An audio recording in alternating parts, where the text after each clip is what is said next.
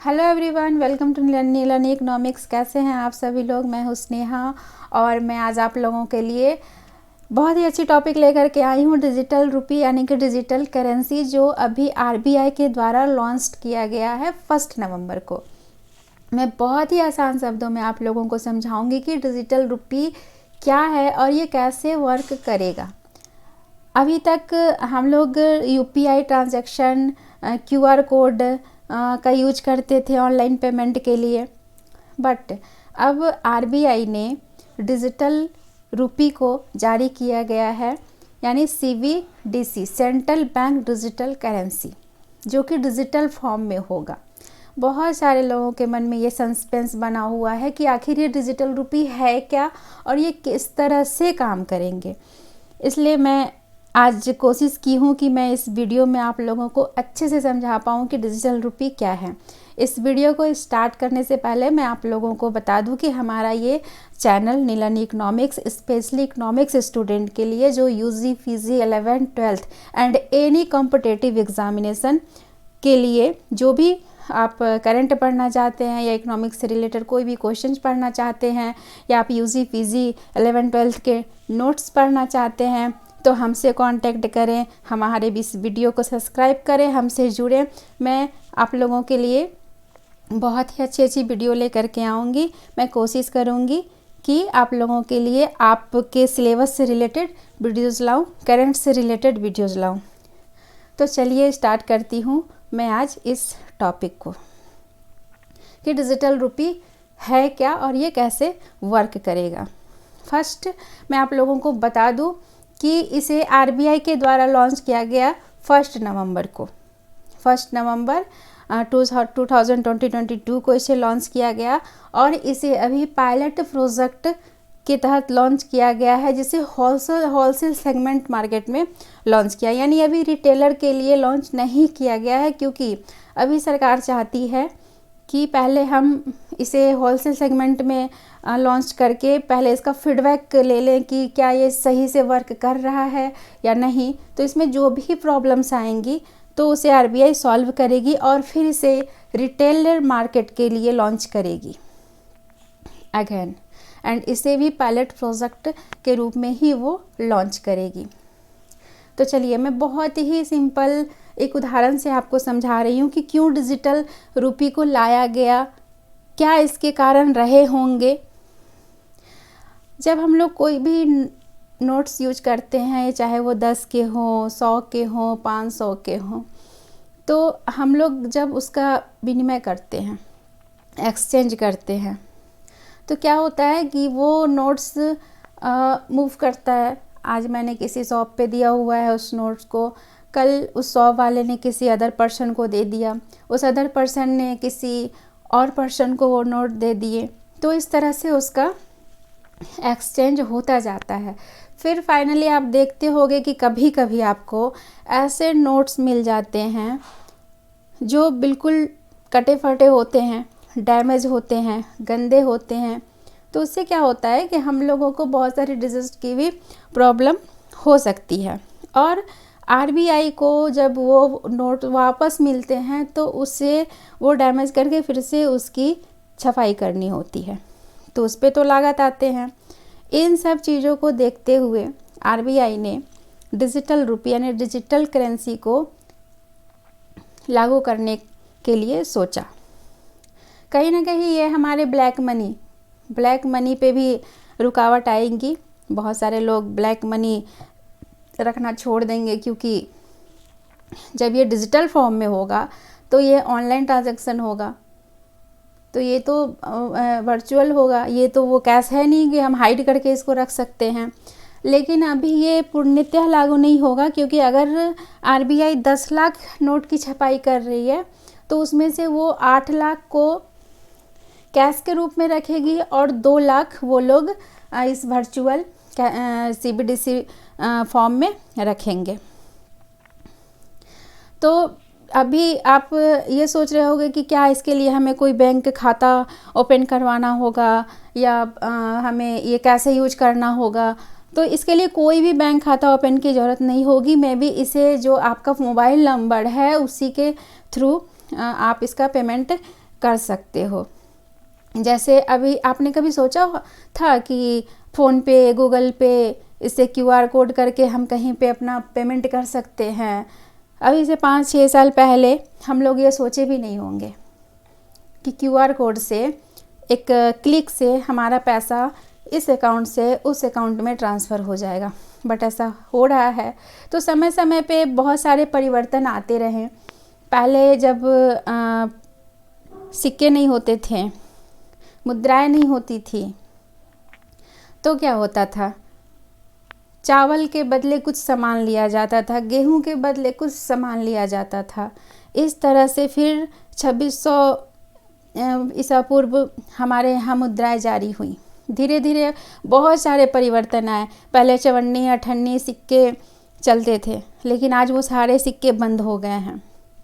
आज 10 के सिक्के चलते हैं, पहले ये नहीं होते थे। तो बहुत सारी परिवर्तन होती रहीं और आज RBI ने इसे डिजिटल फॉर्म में ही कर दिया, बट अभी इसे आने में टाइम लगेगा, पूर्णतः लागू होने में टाइम लगेगा। आ तो चुका है, ये पूरी तरह से लागू होने में टाइम लगेगा इसमें, लेकिन अभी तत्काल इसे होलसेल सेगमेंट के रूप में जारी किया गया है। तो सिंपल वे में आप ये समझो कि बस आपको एक डिजिटल फॉर्म में ये रुपये मिलेगी जो आपके मोबाइल में होगी। ये आपको कैश के जैसा नहीं दिखेगा कि ये कैश है। आपको वो ना आप इसे छू पाओगे, ना ही आप इसे देख पाओगे। ये कैश के रूप में नहीं मिलेगा, ये डिजिटल फॉर्म में होगा, ये वर्चुअल होगा। आप इसका ट्रांजैक्शन करोगे टोकन के तहत, एक OTP आएगी, OTP से ये कन्फर्मेशन होगा। इसके लिए कोई भी इंटरनेट की ज़रूरत नहीं है, क्योंकि अभी आप जब भी फ़ोन पे या गूगल पे से कभी भी QR कोड के थ्रू कहीं पे भी अगर आप पेमेंट करने जाते होगे तो बहुत सारी प्रॉब्लम्स फेस करनी होती है। विदाउट इंटरनेट आप पेमेंट नहीं कर पाते हो, या कभी सर्वर डाउन हो जाता है। तो इसमें डिजिटल रुपी में, डिजिटल करेंसी में इन सब चीज़ों का प्रॉब्लम ना आए, इसलिए इसे ऑफलाइन मोड में रखा गया है। क्योंकि हर जगह तो नेटवर्क काम नहीं करते, इंटरनेट काम नहीं करते। तो फिर अगर आपको कुछ ट्रांजैक्शन कहीं ऐसे जगह पे जाके करना हो जहाँ नेटवर्क नहीं है, तो आप कैसे करोगे? इसलिए इसे इंटरनेट से दूर रखा गया है। इसे आप बिल्कुल ही आसान तरीके से यूज कर पाओगे। लेकिन अभी ये पूरी तरह से लागू नहीं है।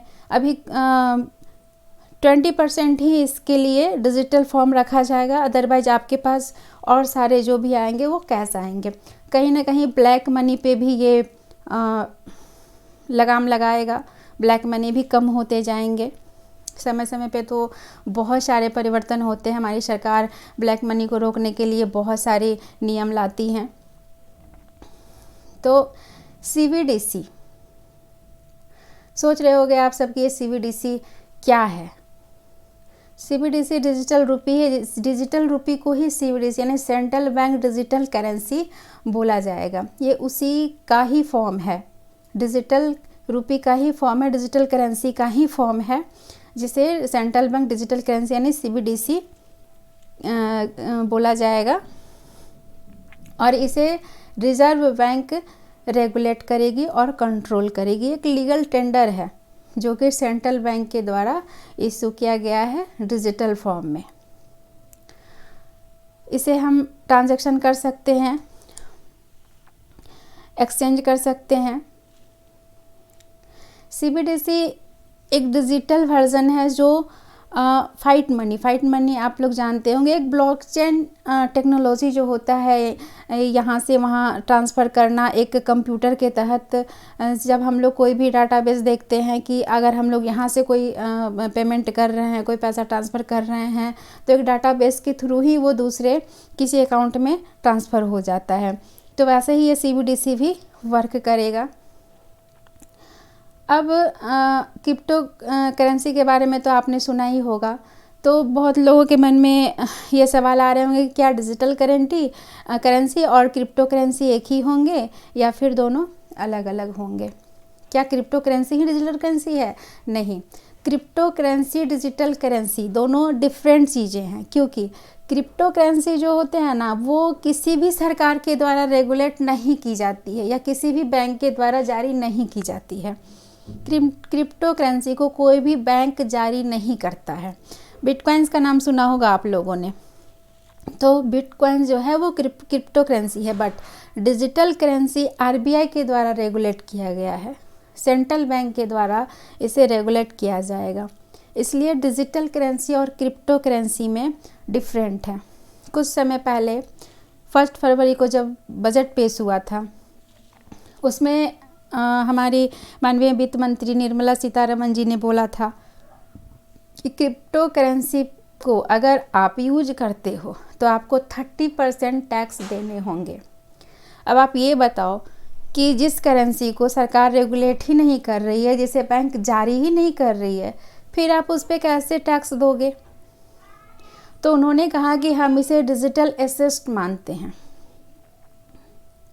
क्योंकि अगर आप इसे डिजिटल फॉर्म में रखते हो तब तो हम उस पर टैक्स नहीं लेंगे, लेकिन अगर आप इसे डिजिटल फॉर्म से वॉलेट में डाल करके ट्रांसफ़र करना चाहोगे और इसे बैंक के थ्रू निकालना चाहोगे, तब हम उस पर 30% कैश ले लेंगे।